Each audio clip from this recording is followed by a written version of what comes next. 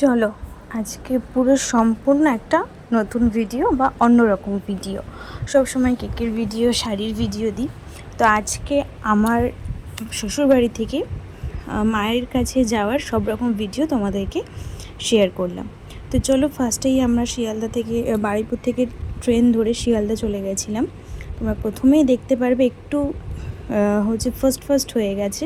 তো যেহেতু জন্মাষ্টমী ছিল আর তোমরা অনেকেই জানো যে আমার দুটো গোপাল, কিন্তু আমি এবছর আবার একটা গোপসোনাকে আমার কাছে নিয়ে এসেছি। তার মধ্যে ওই বাড়ি গিয়ে লাইভ করেছি, লাইভ ছিল ওখানে। আর সব থেকে যেটা দামি গিফট থাকে ওই বাড়ি গেলে সেটা হচ্ছে আমার সোনামা। দেখবো ওর সাথে ভিডিও ক্যামেরায় অনেক দুষ্টুমি করেছে। তো যাই হোক, 26 তারিখ রাত্রে পাপানদের যে অভিষেকগুলো কমপ্লিট করা ছিল সেগুলো সব করিয়ে নিয়ে আমরা প্রায় 1টা নাগাদ শুয়েছিলাম। আর মা আর আমি আরও এক জায়গায় থাকলে যে হাসাহাসি হবে না, আড্ডা হবে না পাপানদের নিয়ে, এটা কোনো দিনই হয় না। তো যাই হোক, অভিষেকের জন্য সব কিছু গোছানো হচ্ছিল আর তোমাদের দাদাভাই সব কিছু করছিল আর কি। আগে বাবা থাকাকালীন বাবা করতো, আর এখন যেহেতু বাবা নেই তো সেই জায়গাটা ও এখন করে। তো ফার্স্টে হচ্ছে তোমাদের দাদাভাই অভিষেক করানোর পর তারপরে মা অভিষেক করিয়েছে, তারপর আমি অভিষেক করিয়েছি। তো দেখো ভিডিওটা, আশা করি ভালো লাগবে। সম্পূর্ণ অন্যরকম একটা ভিডিও।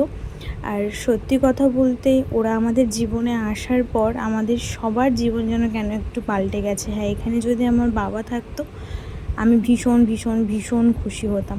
তো যাই হোক, অনেক নিয়মকানুন জানি না, অনেকে দেখে করি, আর মা অনেকটাই জানে, যার জন্য আমার কোনো ভুল ত্রুটি হলেই আমি মায়ের কাছে ফোন করে বলি।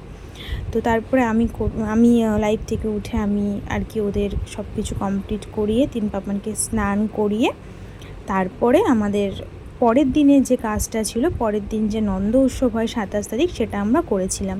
তো মামিরা এসেছিলো, পাশের বাড়ি কাকিরা ছিল, আমার সোনাই ছিল, তো সবাই ওখানে মোটামুটি ছিল।